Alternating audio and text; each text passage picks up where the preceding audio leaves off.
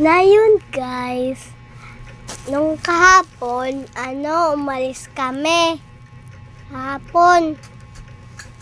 Ngayon, hindi na kami umalis.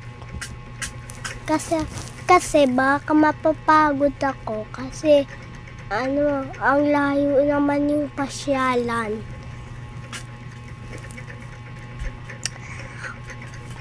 Gagabi gumawa ako. May papakita ako sa inyo. 3, 2, 1. Diba? Ito ang mga ginawa ko. Diba? Diba? Yan ang ginawa ko, guys.